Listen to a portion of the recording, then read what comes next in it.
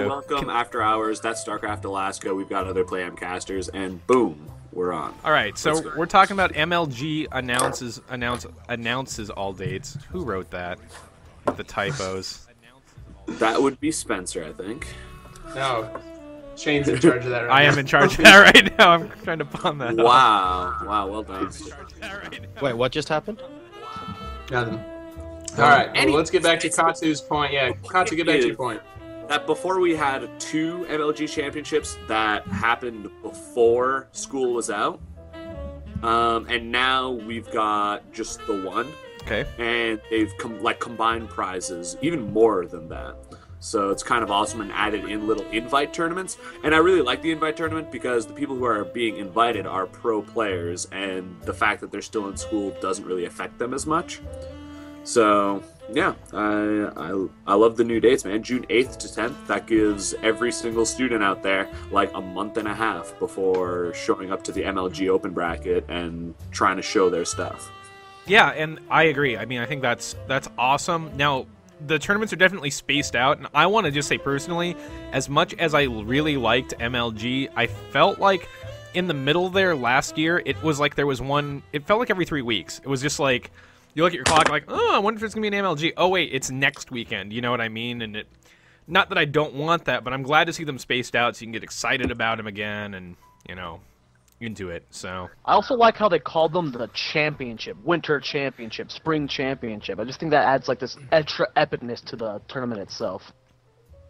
there you go. And they very accurately follow the seasons as well for the first 2, and then it kind of falls apart. That's right. They totally took notes on DreamHack. They looked at DreamHack and they went, guys, I've got an idea. You know DreamHack Winter? It's in winter, man. Crap. I think I can make this work. Oh. Crack of knuckles. Did you just bulb say went crack on. of knuckles? Crack of knuckles. Wow. Light He's bulb British. goes on. Bam. Winter, spring, summer, and fall championship. They've got twice the seasons DreamHack has. Who wouldn't want to be a part of that? Twice the seasons. Twice the seasons, man. That's a lot more 100% seasons. more, by the way. Well, that's why we keep you around, because, you know, I guess we're on to text 3. I'll try this one. Maybe this has the right names of people. Turn off text 2. How's that look? Bam. Well, it's not bonk, but whatever. I don't care anymore. It's close enough. It's a picture okay. It's a picture of quesadillas anyway. Anyway, guys, that's I'll be bonked. Don't worry. You know what? I'm fine with that. Let's It's be honest, 5:47 a.m. and I don't think I've ever been hungrier at this time of the morning. I could reach up and you just had a banana. Well, let's be honest, that Zoya Yeah, that's can true. never actually measure up to those quesadillas. It's true. It's true. And Bonk plays Protoss, so I'll never measure up to that either. They're really good quesadillas. Oh, well, that's too. why it was the quesadillas, man, because Bonk is full of cheese. Oh, but you know, it's. I think that cheese just Expired. expired. I gave you guys time we to put your missed it. glasses on and everything. Oh, Spencer! I guess that cheese. Oh wait, we were doing the glasses. We were doing. I said the cheese, and then I waited. that cheese just Expired. expired. Yeah. Expired. Anyways, back on to MLG, talking about their events and their format. So we got Katsu's opinion. Now we on to Zoya. Zoya, you got anything on that? Oh, do we know if every championship's going to have the same total prize pool as the winter? Yes. I believe Yeah, so. every single one has the exact same prize pool. Then that's really the only Besides thing the I can add. national. How epic. They haven't. They haven't Yeah. announced like a national event, but I'm sure they will. Okay, well, I think that it's awesome just how big the prize pools are compared. I mean, last year was 5,000 for first place. That's nothing compared to 25K. So even though MLG always had these great followings, like the live event was always packed, the stream was always getting swarmed with viewers, now it actually is going to have this epic prize pool. It's like, yeah, Huck just won the 100K viewer tournament for $5,000. That was an online tournament that had the same prize pool. But now 25K is so much more. Yeah. And just the prize pool alone just makes me more happy for MLG this year. And all in all, it's even better this year than it was last year. Everything's just perfect. Well, we'll have to see. I mean, nothing has been said yet. Frodan, moving on to you. MLG, how do you feel? So the thing about the dates with me is that actually every single MLG falls in the week before finals. Uh-huh. MLG Winters like the week before my finals for because I'm in a quarter-based system, so we have 10 weeks, 10-week quarters. So March is where we have finals, and then we have a new quarter, and then it ends in June, the second week of June. So it's kind of sad because the MLG that I know I'm going to go to, the MLG Anaheim, is actually June 8th, 10th, right? And then my finals start like June 11th. So it's going to be pretty bad, I think, for me, but it's okay. It's supposed to be like my last couple quarters too, and then I graduate. So it doesn't even matter, right? I don't know, man. Below that course. Esports. So. All right, J Shark, because you don't live in America, does this impact you? MLG, how do you feel? DreamHack's kind of your thing. It's the European thing. Well, actually, no. I'm quite involved with the London Barcraft scene. Sweet. And DreamHack doesn't work so well for London Barcraft simply because it finishes at like 8 in the evening and starts at 3 o'clock in the afternoon. Really? And to be perfectly honest, we just... was it DreamHack? Yeah, I think it was. We just can't get people as drunk. At least MLG conveniently lasts till like midnight, 1 a.m. and we have people sort of staying after hours in the bar, just getting absolutely wasted by the time the semis and finals come on. That's exactly what we want to see. If I could just jump in for a second, is that how you determine how well a Barcraft went? Is by how drunk people end up being? I need to know this because that is an awesome delimiter. Disclaimer: no. No. Not officially anyway. Dude, nothing that I can say on stream. Oh my goodness. No, definitely nothing I can say on stream. But the one thing I don't know, when I first heard about the new MLG format, I remember thinking to myself, holy crap, you know when GSL switched to the 2012 system and they gave this really massive flow diagram of, right guys, this is how it's gonna be, and we all sat there looking at it going, holy shit, I need a PhD in everything to be able to understand this the first time we saw it. And then it came on screens January, and everyone was like, well, actually, this is pretty good. Every match matters. Everyone goes back to Code A. The safe players in Code S aren't safe anymore because you lose a match and boom, you're straight back into Code A the same season. And all of a sudden, it was really good. And I suspect that's what we're going to see about MLG, because I first saw the idea and just thought, wow, they're splitting everything into online qualifiers, and then you have the arenas, and then you finally get the championship events where there'll still be an open bracket, but it won't be an open bracket like before. Right. And there are 139 players, and apparently they're really, really important, and they really hated the guy in 140. And all sorts of stuff going on. And then as we get closer to the launch date, I'm actually thinking to myself, well, we've got the regional online qualifiers, which just makes sense. The arena is kind of like a small event leading up to the championship, because before I saw all the events on the same level, I didn't quite get them in perspective yet. And then it kind of culminates each season in one huge championship. And I'm actually beginning to think, wow, that's really good. But what I'm worried about is that they're going to take up an awful lot more weekends, because even though it's only the championships that are still like at a convention center or something, you're going to get a lot more internet broadcast weekends, and you're just going to start getting MLGs like the regional qualifiers or the arenas clashing with everything else because there are so many more weekends that they have something on, and that might be slightly annoying. Yep. Yeah. Well, there we go, guys. That brings it all the way around, and I kind of said my piece in between everyone else's, so I think that closes it out. I'm going to look through chat to see if anyone said anything. I think another Do good we point want to bring talk up about the player list. Yeah, the Yeah. player list and how they're like flying everybody over too. Like that's a huge thing that MLG is going to be doing this next season, and how they're changing their accommodations for the players. Yeah. So I think maybe we might need to brush up on that just a little bit, because they're trying to go towards more of an IPL style where they're treating the players a lot better, which I really like. So if you get invited, you get to go, obviously, to the arena. That's an invitational. They'll fly you out, full accommodations. The seeded players go to the championships for free. Still has the same problem as old MLG, which is if I am not a pro player but I'm very good, like Astoji, some of these other guys that are top in the NA GM list, for them to be competitive with the system, if they're not in that seeded list, they still have to physically travel to all of the MLGs and spend the money. So I wonder if it's creating a two-tier system of, well, you're good, but I know you don't have the funds to travel around. Hope you get a seed. If you don't, is that it for you doing an MLG? Yeah, that might just be more based on regional. Like they have to wait till an MLG comes around to their region to go to it or something. But they're not making points, though. Do you know what I mean? They can make points in the offline, but the seeded players, I think, are going to get a huge advantage going into this next year. Well, the Well, seeded that's how players. it's always been, right? Yeah. So- Well, but And I it's thought they still were trying to way fix better that problem. I thought that was the But it's point. a way Yeah. better way to do it too than like these points that accumulate all the way through. No. This is a system where only the last tournament results matter, and that's perfect in my eyes. Yeah. I don't know. All right. I really like that. You don't want to Well- just diminish people's accomplishments. Like they did well last MLG, so they should get seeded next MLG. I just want to figure something out here. Maybe a point of clarification while I watch Nerd Swagger sort of like bumble his leg around, and therefore his webcam is kind of bobbing up and down, and it's so Who, me? mesmerizing. No, Nerd Swagger. It was awesome. Is it? But Oops. oh, don't stop! You had me in a trance. Anyway, the 139 players, the guys that are actually invited and getting their expenses paid and stuff, they get seeded directly into the championships at the end of each season, right? Correct. So if they get seeded into the championships, the pros that don't get invited into the championships, they're obviously still going to be able to play through the open bracket in the championships just like before. But what about the arenas and the... Well, I kind of know what the qualifiers So that's how are. it is. obviously. It's the arena. What about the arena? Seed you into the championship bracket.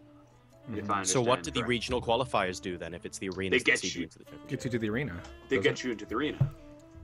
Oh my god, so it's actually one So level it's after awesome. another? It's a Yeah. three-tier Yeah, it's system. pretty awesome, man. That'll take forever for like a pro player who wasn't invited to get in. No. It'll only take you one qualifier. But if you Right. but if you get the qualifier, it only gets you into the arena, and you then have to get through the arena before you even get to the championship. You can always go to the championship. You just be in the open bracket. Exactly. Okay, Exactly. yay. Okay. So either way, it's a long road. It's a long road for each one, and I like the way they broke it up. You can Yeah. do well in one individually, win a ton of money, don't have to commit, especially like you said, if you're a student, it's not a commit all year. It's a thing, but I assume they're going to have, and this is branching off, guys, out of this topic a bit, but there was talk at the end of last MLG of like, when do we get to crown somebody like the best player in North America, the best player in, whatever. We don't have a national tournament. Not possible. Yeah, because it would have to be standardized. So what they were saying was if MLG went to a structure where they could have a true grand finals, like a GSL final, but be more inclusive, that would be the thing. But I don't think they're doing that. I think they've I kind of like what they're doing, actually. Didn't that used to be called BlizzCon? Well, that's the thing, but not everyone...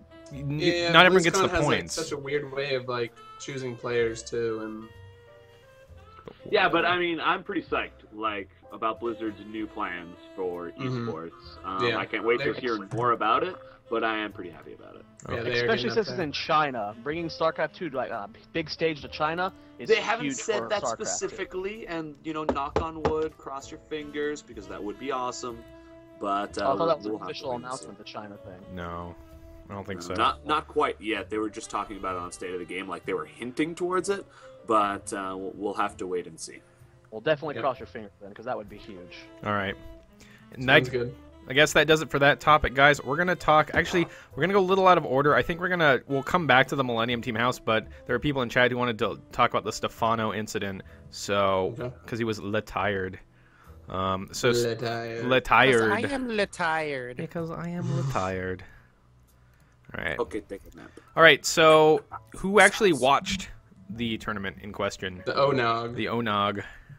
The One Nation of Gamers, which was put on by a Barcraft. I was fortunate enough I got to cast some of their pool games. So then I watched some of the Stefano of the finals. I was kind of trying to study then, but yeah, I got to the point where that whole fiasco happened, and they kind of like went into black screen for a really long time, and they had a little bit of downtime where they're like, "What do we do?" Since Stefano's like, "I'm out of here." And from what I've heard, like Stefano, gave him the ultimatum of like, it's either we reschedule this now or I'm done type of deal. And he wasn't like really even nice about it. So Uh-huh. I think that's the whole controversy behind it. Okay.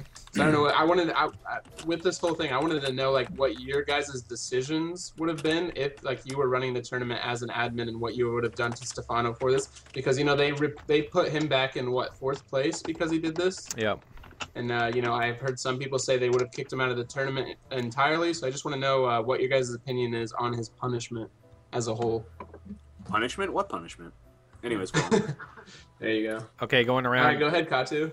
Start it off. There we go. I mean, obviously there is next to no punishment that we can actually see just yet, but I sincerely hope that in the future, tournaments who are wanting to have some of these great players come out, like, they think twice about inviting a person like Stefano or Naniwa, and they're like, you know what? How can we know that this person's going to actually play out the tournament? So I just really hope that that ends up happening. And there's no way that I would ever buy into the idea that we need a governing body. That is ridiculous. Obviously, like, the consequences for that tournament were really bad. Like you said, you know, they had to like try to find a way to fill time and then figure out what they were going to do, because like that was the finals. So hopefully tournaments in the future will just be like, well, hey, Stefano, as Alaska likes to type it. Well done there, sir. That's Spencer. I'm just copy pasting, man. Should not be invited into our tournament at all. And at the same time, Millennium Gaming, I think it was Scoots who actually pulled this up, should be managing their players better, not having them play too many tournaments in a weekend. Be like, I don't know why Stefano is himself managing his schedule of tournaments. That seems like something the team should do, and they have multiple managers to do just that. That's a very good point. Zoya? Well, first I want to say that 6 months ago, Stefano was this up-and-comer. He's just kind of got thrust into this huge scene where now he's a star. He's still a kid. He's very young. And like Katu said, he doesn't have his management taking care of him. So that being said, you know, he's new to this. Not all of us are used to this whole cow, I got everyone looking at me thing. That being said... Did you watch IPL 3? I'm sorry. Did you watch IPL 3? He does not... Yeah, he kind of owned the stage. At all. But decision-making wise, like his attitude. Yeah, he didn't seem he's pretty confident on stage. I have to agree, but he's still a kid, and he shouldn't be managing himself. That's a shit question. I'm not answering that question. Best Stefano quote ever. This was much easier than I thought. You're all so bad at the game. So bad. Yeah, he shouldn't be managing himself. Yep. But everything that happened there was completely wrong. He should have been completely disqualified from the tournament. Tournaments can't let stuff like this happen. It was, like Katu said, almost no punishment was given. He still got money out of this tournament. He should have been completely just, no, you're done, kid. We're not letting this stuff happen, or people are just going to keep treating us like this. And if for esports to grow in StarCraft 2, we can't have stuff like that happen. We have to lay down the law, and that's just how it has to be. Just one thing I wanted to note, I think there was a Twitter post, I think by Vile Illusion, who was there, or another player. I checked to make sure it was Vile Illusion, but he was, I guess, 15 minutes late, and they DQ'd him. And, you know, there's no controversy because it's like, oh, you're not, like, a star. So they're definitely, the tournament organizers were playing favorites for sure. No. That's not what happened. Oh, was That's it? not what happened. Illusion said because Stefano asked the tournament organizers for 45 minutes of grace because he'd been playing in another tournament and he needed a break to eat, like supper or something.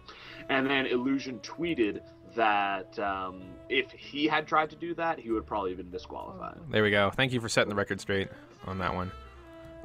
Okay, Nerd Swagger. Let's hear it. What would you have done? You are the tournament organizer. People are watching you. You've got your flask with you. You're sipping off of it. Something like this happens. What do you do to Stefano?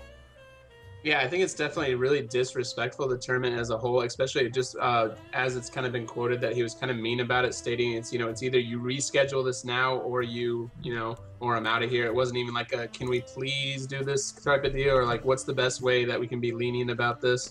So in my personal opinion, I would have kicked him out of the whole tournament with 0 prize at all, because that's just really disrespectful to the viewers, to his fans, to the organization that put on this tournament and spent so much time, building up to this grand finals that everyone was expecting, and to have him just kind of delay that and be like, I'm out of here with like no, nothing else, I just thought was extremely disrespectful. All right, Frodan. I'm gonna have to take the opposite side and say that I think tournament organizers,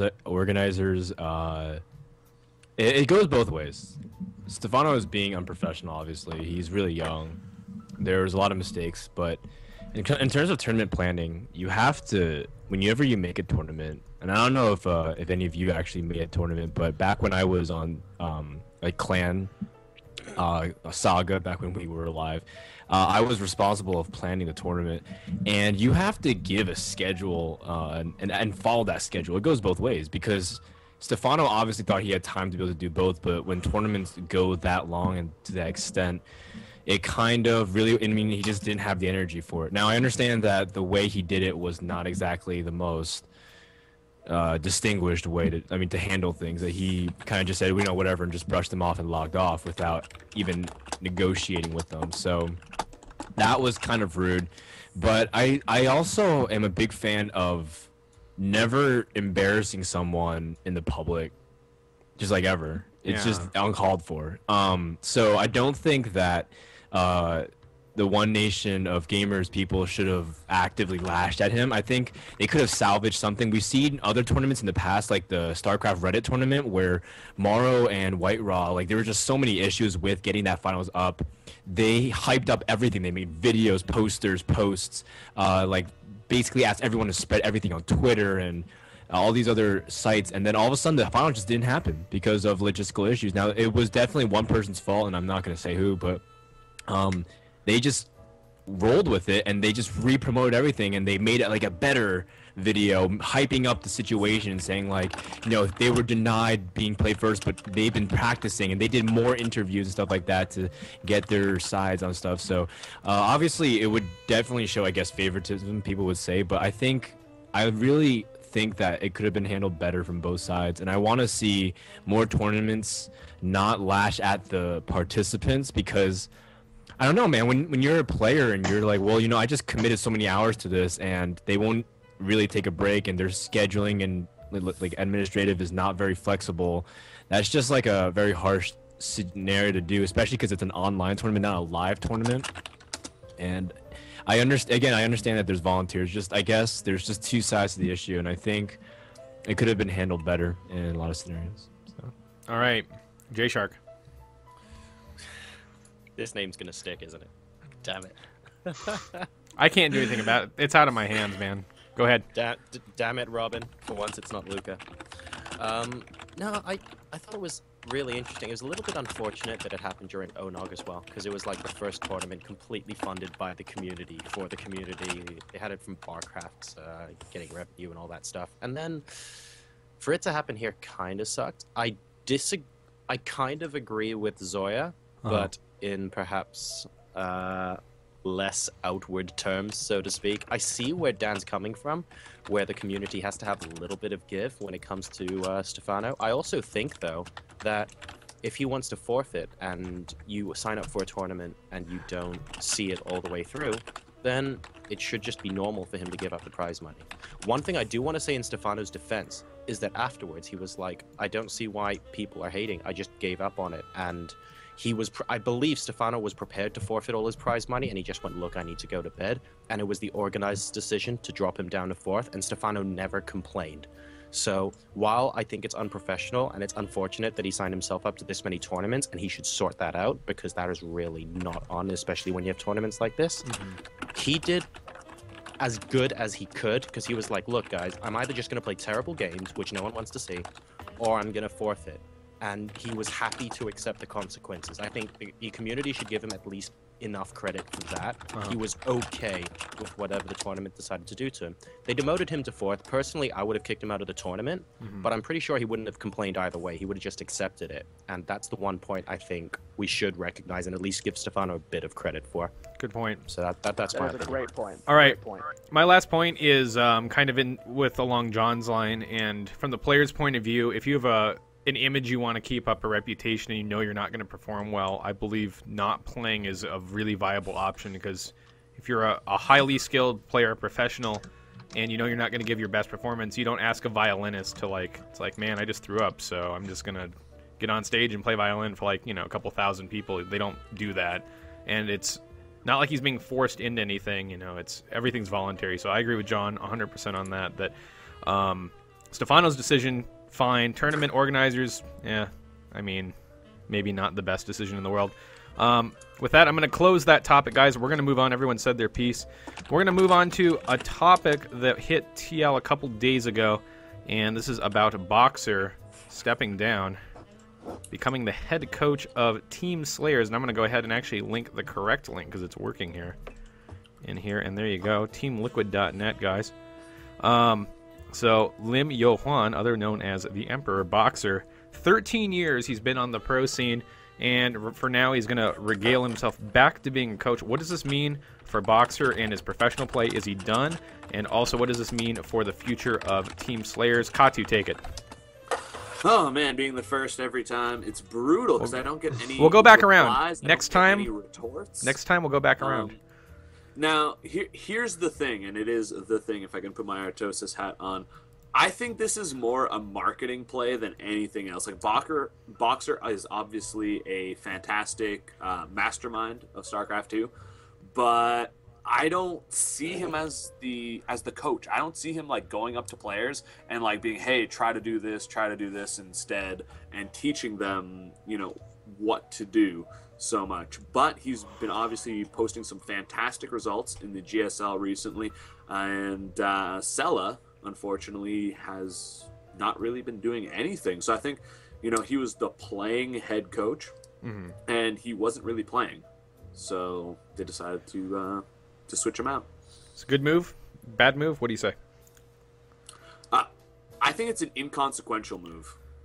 That, it just doesn't really matter because Cell is still part of Team Slayers, and no matter what title you put on someone, when it comes to these kind of informal situations, the people will just act out their roles the same, no matter what. Sometimes you'll have a manager who's more of a manager. Sometimes you'll have a player who's maybe not the best player in the team, but he's a lot more of a coach, and he's helping out a lot of the other players, and that's why he sticks around. So I think it's just inconsequential, and it's maybe a good move, like I said, as far as like marketing would go. It's like, hey, we've got Boxer as our head coach, and that could be cool. Zoya, your thoughts? If my webcam was working, you would see me nodding to everything Katu said. Everything just sounded perfect for the most part. I didn't actually look at it from that point of view. It has nothing to do with what I said. It's just my voice. It is your voice. Your voice is very sexy. But, I mean, from that point of view, yeah, it's definitely... Nothing's going to change for Boxer. He's going to keep playing in the GSL. He's going to probably go to more MLGs. He's going to keep owning face like he has been recently. And, I mean, this is the playing head coach now. Solo wasn't doing anything. We hadn't seen him play in a very long time except for a stream and a couple show matches. And, I mean, nothing's really going to change here. It's just... He's got a new title. Yay! But nothing's going to change. All right. Nerd Swagger. I just think it's really interesting, maybe just as a whole, as our kind of esports culture, if you will. Like, Boxer is our, oldest professional gamer. He's, in his 30s, still doing this. And, I'm trying to think, is there any player that's still, playing StarCraft professionally that's older than Boxer? You guys know anybody? Off the top of your head, but probably not. But anyways, what the point I'm trying to make is, when is that stage going to be where, pro players play for this extended period of time, and then they're like, all right, now I'm going to go into that coaching stage, I'm going to go into this casting stage, and maybe that's what we're going to see from Boxer, that could be a permanent thing for him. So I just find it interesting as we start to transition into the later years of esports, seeing where these older pro esports players go with their talents. Word. That brings it along to Frodan. Well, I think everything's already been said. I just want to point out that it probably won't hinder anything of Boxer because a lot of people still write him off, but it's pretty much the same thing as Choya back when it was Foyu before they got picked up by FXO. So, like everyone else said, nothing really changes. Sweet. Boxer's still Boxer. But... Gotcha. John Sargent. Well, I almost wanted to pick up on Spencer's point and be like, ha, Nesty is older than Boxer, and then I just looked it up and he isn't, but then Nesty is simultaneously older and younger and the same age as everyone, so I suppose the point kind of still stands. I just want to agree with Katu, really. I think it's rather inconsequential. I mean, whether we acknowledge him as head coach or not, he's kind of been the coach for Slayers for a while now, and it's pretty obvious he's been the guy who's been bringing new players into the fold. I know people have hyped on about MMA being like apprentice of Boxer for the longest time, but at least at the beginning when he was really breaking out of his shell, maybe not so much now, that was kind of true, and Boxer's been bringing the players out really well. So I think this is more aesthetic than anything else, and I just want to agree with what Katu says. I also want to agree with what Katu says because he's a brilliant human being with a sexy voice, and I will follow him to the end of the world. Can't even get through it. I wanted to see beer just all over your keyboard. Boxer's still a boxer. Obviously, there's no real age cap that we've seen of yet that makes you a competitive StarCraft player. I would say that he's going to be, regardless of if he's captain or not, he's going to be a strong part of Team Slayers, of course, going into the future. Not much is going to change on that front. I agree with everyone. Claps all around. Good job, everyone. We're going to be moving on to the next thing that we're going to talk about here, and it actually has a little bit to do with what we were talking about right there. And this has to do with, and this is the most charged topic I think we've had, will a foreigner ever win the GSL? And this is coming off the tails of earlier this week when both Idra and Huck bowed out of the GSL tournaments respectively. So we're going to open this up actually to J-Shark. We're going to work back around the circle. J-Shark, will a foreigner ever win a GSL? Is it important? And what does this mean for foreigners living abroad? Boom. First off, wow, okay. Funnily enough, that's in my time zone. My motivation for waking up before noon is to watch GSL, so that's pretty awesome. And the answer is mine is to stay employed. This year, I don't think a foreigner is going to win the GSL. In fact, I would actually be surprised if a foreigner makes it back into, say, let's try and be realistic. If a foreigner makes it into the round of 4 Code S, I would be really surprised. Do we have any foreigners left in the Code S? Not this season, no. but there's you mean in 2012? I see what you're saying. In 2012, sorry. literally the rest of this year. And, I mean, the only foreigner left, if you can call... Well, he is a foreigner. What am I talking about? Is Sed in Code A. Said Forigner. Oh, Forigner. I think Morrow Wait, is hold still on. in Code A, too. Thank you. Oh, yes, Whoever- Morrow hasn't played yet. Sorry about that. And But, there's 2 I Chinese don't... players that I don't know off the top of my head, but still got a Matt couple Sed foreigners. and Sigua. Yes, them. So, yeah, they're going to be in there as well, but I don't really... I expect them maybe to do kind of well in Code A. I don't expect them to get into Code S. And at the end of the day, the Korean scene is so used to the kind of day-in, day-out exposure that the GSL gives them, like playing in booths in front of an audience. They do this kind of thing day in, day out. They're not there waiting for the MLG once every 6 months, and then they might choke on stage. Actually, if they're going to choke on stage, they'll do it next week, and then they'll get over it, and then they're just going to get more and more experience. And this is why we're seeing play... I'm a little bit surprised that Huck actually has been... drama bomb, and a little bit of a spoiler for people who are watching. Huck's out of Code A. Little bit surprised. Katu. And I wasn't surprised to see Idra go out though. I'm gonna be completely honest here.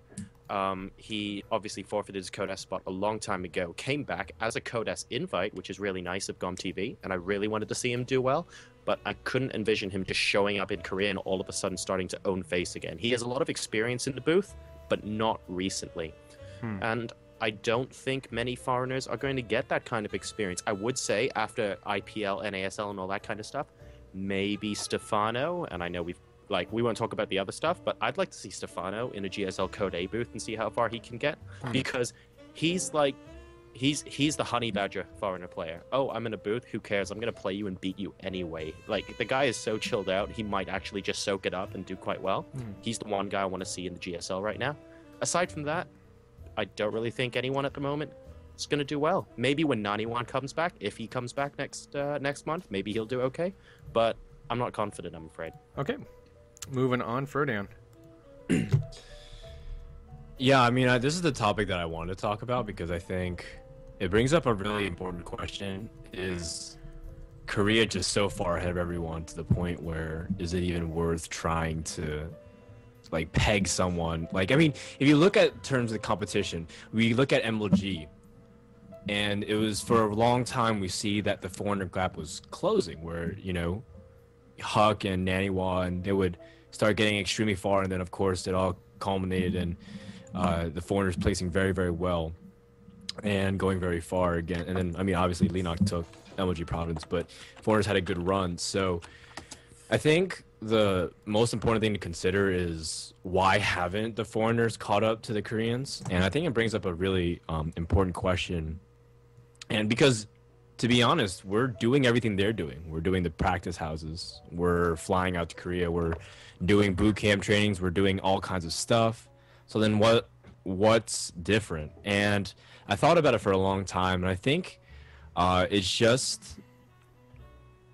I just don't think we take this game seriously. And I'm gonna say that with the idea that I know that people take the, you know, try to do this game and they put everything they have, and a lot of people's livelihood are based on results. But I just don't think that people understand that they need to do whatever it takes to win. And that's why, honestly, despite the fact that a lot of people might not like him, but Natty Wall has a right head on his shoulders in the sense that he'll do anything to win. A lot of people, I mean, if you look at it, I don't think a person like Idra would, if he played Protoss, but like say if he did it something along the lines of Zerg, but he wouldn't 4-gate to win a tournament versus MC would. And I think it's just like, well, you know, I have principles, I'm going to win by this. But at the same time, you know, you've seen so many Koreans do everything it takes to win. And I don't think foreigners have that direct drive just yet. And it's not necessarily translating to willing to cheese, but I'm saying something in terms of mentality, something in terms of attitude. Is just that forever right now, Korea has that small edge over foreigners. And I don't think, I'm going to go ahead and say that, I don't even know if foreigners will get so far as even to the round of 8 or even maybe into the round of 16 of Kodas, just because right now the state of things, Koreans' style of play is just so strong. Right. I mean, it's just unbelievably powerful. I should very, very quickly point out there that to get to the round of 8 Code S, they just have to survive the group stages. They won't be knocked out yet, so they could go through in second place twice and still get there. So I'm hopeful they'll still do that, but beyond that. All right. Let's see, Spencer. Yeah, I think Froden brings up a really good point of like, I think there's just a different passion between like the Koreans and like the foreigners themselves. I think there's just a whole new level of the way that the Koreans like kind of are raised through this StarCraft culture of growing up in Korea, where it's like the basis of their sports or their, you know, their athleticism or whatever they want to do in life. This is a big thing in where they grew up. And then, you know, for us, it takes us a while to kind of learn about this or even get involved with it. So, I mean, they grow up their whole entire lives knowing about this, where we learn about it, you know, at the age of 8 or 9 or something like that, and then become passionate about it. So it's just one of those things too, where they're enveloped into this environment every single day of their lives, just like kind of John was saying too, where they, you know, they get to go into these boosts every week. You know, they're not really affected by maybe nerves or anything like that, because they're like, all right, I'll just try again next month or something like that. Whereas, you know, I think one of Idra's big things is he just kind of, I think he still gets really nervous in the GSL. I kind of see it on him when I watch that. So. I don't know. I think there's just different tiers of passion through the foreigners and the Koreans. Zoya. Well, I'm going to take the optimistic route this time. I've actually been a Frozen Arbiter fan for several years now. In case you don't know, that's Liquid Jinro. And last year he did very well. He was the only foreigner to make it to round of 4, and they did it twice in a row. So I'm expecting a foreigner to win a GSL and to do it this year. It could happen. All right. And I'm going to stand by that to the end of the day. Zoya, big Chinro fan over there. And Katu, seeing how you are now the last. Well, we will all be kneeling facing east, you know, praying that Zoya is correct. I unfortunately don't think that'll be the case, but I have to go on to a couple points that some of you guys made about how, like, foreigners are doing team houses and stuff. Foreigners aren't doing team houses right. We're doing team houses with players who play best on their own.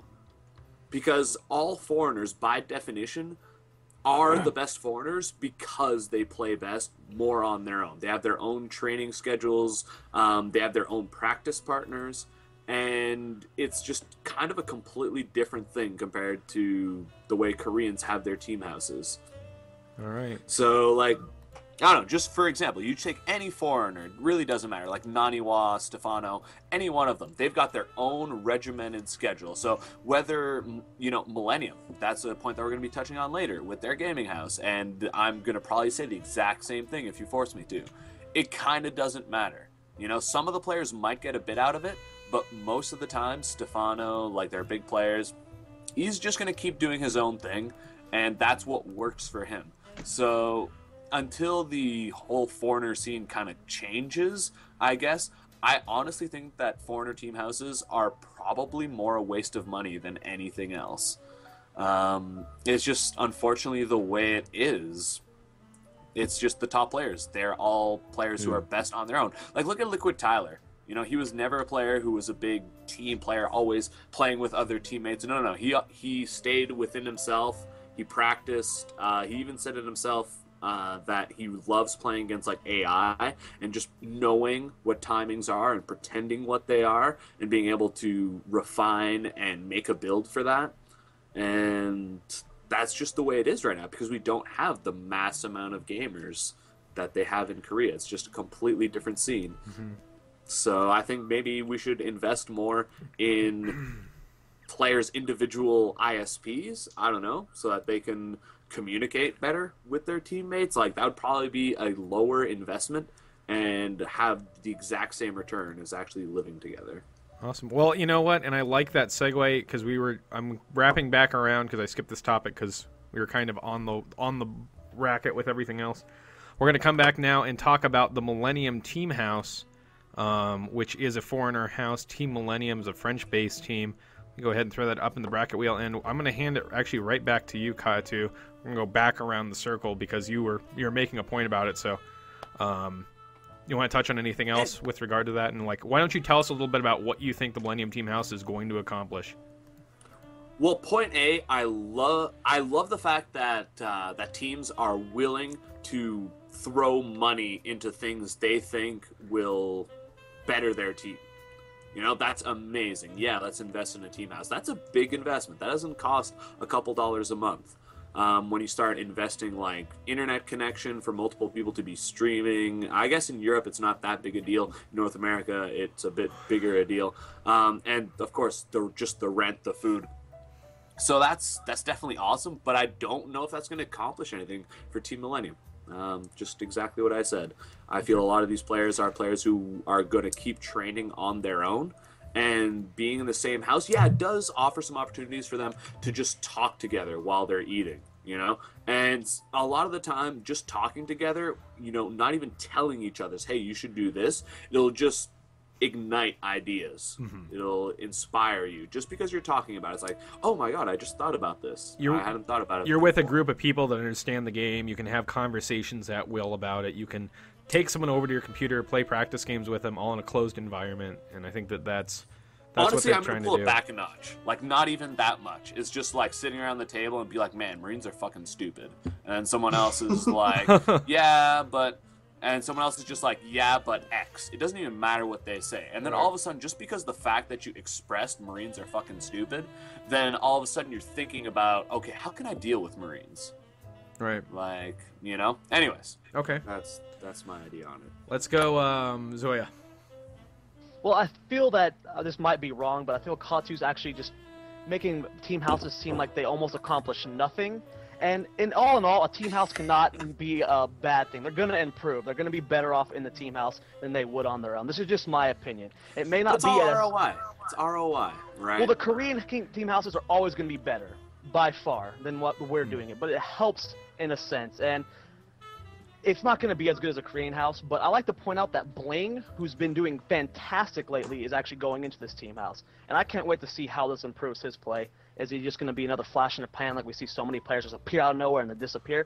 Or is he actually going to improve a lot off of this? I don't really have much more to say on the team house itself, but I really like all the players going into it. All of them have been around for a while. Adel, Scott, and Tarson have been here since the beta. Stefano has been destroying everything, and Bling is an up-and-comer who's just doing so well lately. And I'm just really going to be watching these players in the future and see how this team house actually helps them in any way at all.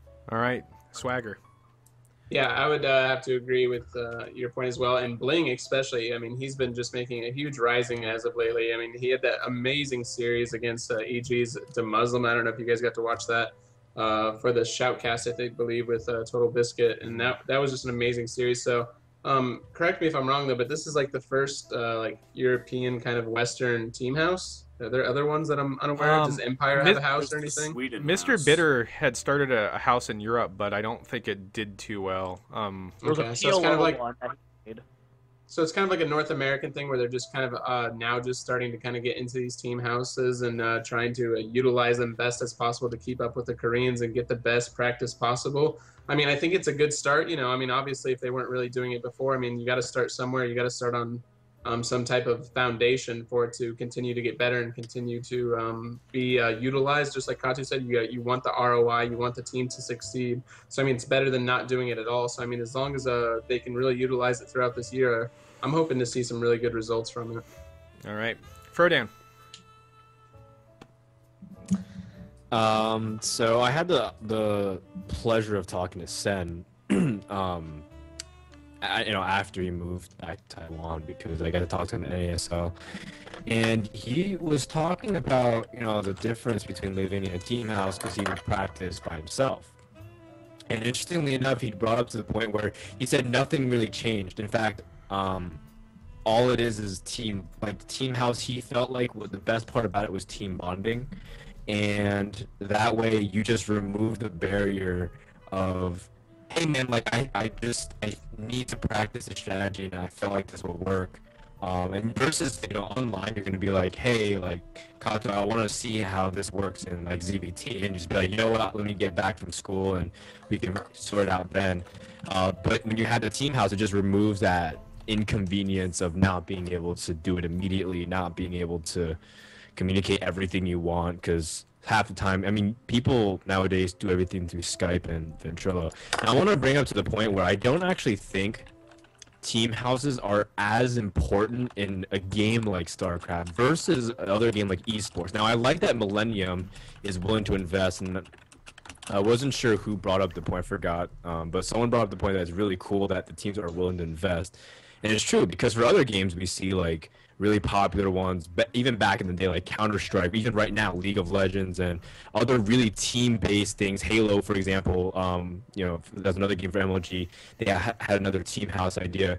Those kinds of things where teamwork directly affects your performance. I think team houses are extremely important for, just because it builds chemistry, it builds familiarity with psychology. Because when it comes to team games and esports in that regard, there's a lot of psychology that goes along with it. Like, are you able to be in the same sync of mindset?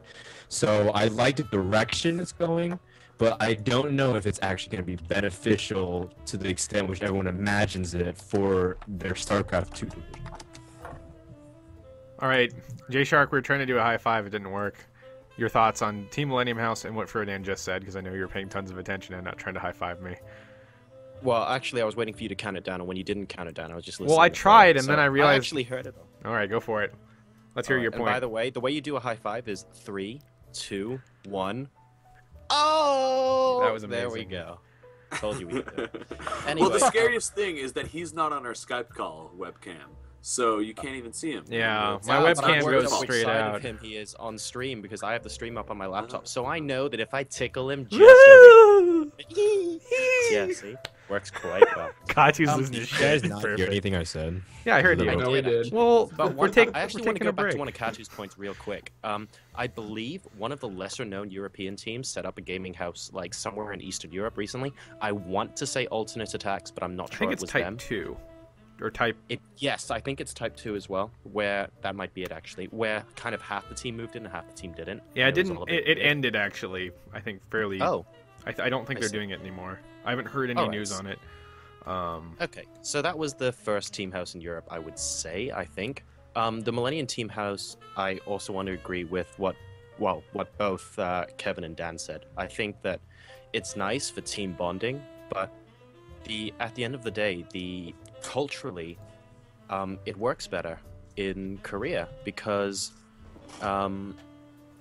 actually, Dan, really quickly, did you grow up like in the States or somewhere else? Yes, I grew up in the East Coast of the States. Okay, cool. Because I don't know if anyone else will identify with this. No, there is actually a point to this. I grew up in basically a Chinese household, right? And it was one of those typical Asian mom things where it's like, son, you're gonna have to practice piano 3 hours a day, and then you get to age 16, and you go, right, mom, I'm a concert pianist now, and she looks at you in the eye and she goes, son, I want you to become a doctor, and you're like, what the hell? And this happens in every Chinese household. It's an Asian thing. But the point is, the Koreans see StarCraft in the same kind of light. StarCraft isn't play to them, it's work. They show up, they practice, they leave. And that's why North America and EU team houses are all about the image and how, look at us, we've got a team house. I mean, they're trying to get practice regimens together, but they don't take it the same way the Koreans do. The Koreans take it like they're showing up for work. You don't see Slayer's boxer I mean, I bet there's a tour of the Slayer's house somewhere on the net, but you don't see him sort of hanging around watching everyone every day. No, they're just in the room practicing their asses off, and it's probably quite boring to watch. But that's the difference in attitude that needs to be breached in order for the team houses in the States and in the EU to be anywhere close to as effective as the Korean team houses. So great. I think it's fantastic that Millennium are willing to put the effort in. I don't know if they'll be the first team house, quote unquote, first Western team house to rival the style of the Korean ones. And if they do, that's fantastic. I mean, I know Bling and Stefano, for example, have been practicing their butts off, and I'm the biggest Bling fan. I was at Barcraft when he played against De Muslim, and he was winning 3-0 before De Muslim started going, right, I'll just bust out the 1-1-1. So Bling is an amazing player. But how well will it do for them in the long term? It really depends on their attitude rather than the fact that they have a team house. If they've got the right attitude, the house will do wonders for them. But to date, I haven't seen anyone come out of a team house in the foreigner scene and go, wow, that guy looks like he's trained in Korea. Because the attitude and the discipline just aren't there. I agree. All right, so I think that does it for that topic. What we're going to do now is, do you guys have any strong words about IPL, the IPL 4 online qualifiers, or should we just mention it real quick? If anyone has like a strong point or wants to. I got nothing. Well, Vegas, baby. no, That's for sure. well, yeah, I mean, IPL 4 has been announced to be in Vegas later, but their online qualifiers are going to start tomorrow. It's going to consist of 2 online qualifiers. I'm going to throw the Team Liquid thing up in the chat here. IPL's qualifiers are tomorrow as well. So are MLGs. So are MLGs, yeah, I think.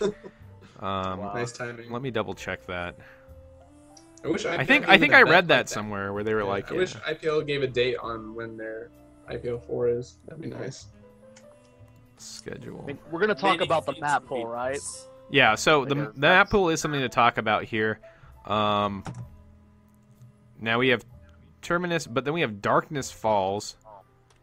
Sandshorn Mist Anniversary Edition is a map that's actually in our map pool. Atlantis Spaceship was one of the qualifiers for the Team Liquid Open, but it wasn't a finalist, if I remember right. No, it wasn't. Okay, and then we have all of our normal Shakira's Plateau, Calm Before the Storm, Shattered Temple, Antigua, cross only, and that's actually important to note. So the IPL new version will be cross only, which we didn't know when we cast last week, and we had to remake the game like twice. GSL Daybreak, Tall Dareem, which I kind of can...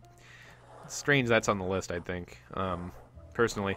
But MLG has made the switch to removing all gold. Has IPL done the same? Are all the gold minerals removed as well? Yes, I want to say I'm like 80% sure. No, I actually don't think they haven't removed them, but they, like the MLG Antigua is forced cross spawn. Right. But they never released anything about it being no gold. I hope it is. I really hope it is. But I haven't heard anything about it. I don't know, unless, I guess Nerdswagger, I'm bad. You should know about these things. Wait, so for if you're MLG, saying right? it, then you're probably right, yeah. No, we're talking. No, for MLG, there's definitely no gold. I was talking about IPL. Yeah, MLG completely removed golds. It's IPL we're talking about now. Yeah. I don't know if you know Katsu at all. I don't know anything. You got the in there. You're the volunteer. Come on. No, well, actually, that's the big, that's what I said. I was like, map pool talk, because this map pool is just a little bit out there. I don't know. Yeah, that's what I'm saying. I think that's kind of good to introduce new maps, but I mean, if they haven't been tested thoroughly... One at a time. That's my rule. One map. One map would be good. Right, 3 fair new enough. maps that people haven't really played a lot on, that's a bit much. we do something weird in the bedroom, but it's only one new thing, and that's all it's going to be. Exactly. So put away the GIMP suit. We'll No, but if you try one thing and your lady friend is like, whoa, I didn't really like that, you're not going to try something else, you know? So it's always, you try one thing. All right, I can appreciate that for sure. All right, so IPL 4 also it's going to be in Las Vegas, guys. Woo, Las Vegas. I know. Where's my invite? I know Playhem had a booth at the last IPL 3, right? Dude, we had the sickest booth girls, and that was back in the day when Neeb was with us. And it was actually pretty funny, because I've worked like a ton of events. That's what I've been doing for the past 5 years of my life, is just managing and running teams at events. And that's actually how I started casting for Playhem, is that I'd sent a application in the week before IPL, and then I met Neeb at IPL, and we started hanging out and talking. Cool. And we did have a booth. We had the 3D booth, actually, where we had the monitors and the glasses set up so you could play 3D StarCraft. Sweet. And we provided the booth babes for both the IPL and for the Playhem. So it was pretty darn cool. Important question here. With the 3D booth, is it that much easier to see observers in Dark Templar? Oh yeah, I didn't even think about that. Zing! I actually only got to play a few games, and on none of those occasions had I seen a Dark Templar or an Observer. Wonderful. So either that means that I died to them and didn't receive... That mass observer strategy, man. Pretty baller. 3D almost makes everything look smaller when I see something in 3D on a computer screen. It's not like an IMAX. It makes everything kind of look miniatures for some reason. I don't know. That's what she It tricks said. my brain. Very good, John. Get me back. I wanted to say Very it, but I good. wasn't going to be the one to say it, so I'm glad he took that. That's fine. All right, guys. Any last words on IPL 4 qualifiers or Las Vegas or any of that issue? I will see you guys in Vegas, Vegas. All right. Pretty much. Vegas. Yeah, that would be. I would like to go to that because Vegas is a fun city anyway. So, and you can go get an all-you-can-eat buffet for like $4 and just stuff your face with like shrimp and oysters and a whole bunch of crap. So, should be good. I guess this is going to be our second to last topic because we have an announcement at the end that doesn't include Robin because he won't let us. AKA, we have no idea what it is actually. So this is actually something Frodan brought up that he wanted to talk about, and I'm actually going to let him introduce it and just take the ball on this and run with it. This whole idea of buy or sell. Take it, Frodan. Why don't you talk us through some of this? This idea. Okay, well that was. I actually didn't know I was in charge of that. Well, didn't you suggest it? I did suggest it, but I didn't know I was in charge. Well, we don't of it, know so... exactly what you want to talk about, so I mean that's. Well, a lot of the ideas that we talked about today, like I wanted to put into it. So like, I don't know. Okay, so the idea of the segment was to bring up a lot of, it's kind of like a rapid fire succession debate where we bring up something that just recently happened and we would say that if we were the ones that were involved in the situation, would we be happy with it or would we be okay, so just yes or no So- as we go around. Kind of, yeah. So that's All the whole idea of buy or sell. So the first one Gotcha. I put up was I said there's, for example, a really common one are like teams picking up certain players and it would say, would you pick that up? So Okay. for example, recently EG just kicked off, or not, sorry, they didn't kick off. That's actually, they didn't kick them off at all. They just didn't renew the contracts for Strive Crow and Oxlov, and then Strive Crow joined Legion, Oxlov joined Reign, and then we would say buy or sell. Okay. Something like that. So do you want to go round robin on a few of those acquisitions then? Yeah, so so we can say right now, Strive Crow joined Legion, buy or sell, Nerd Swagger. So.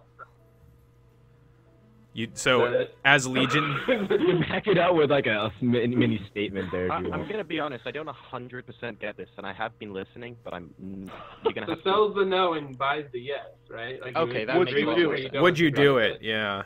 Okay. Yeah. Now sell being the no, right? I don't know. I would not agree. I don't know what you see at a Strife Co. besides like maybe he's a good practice partner. That's all I've really seen. I mean, he did go to an IEM in New York, right?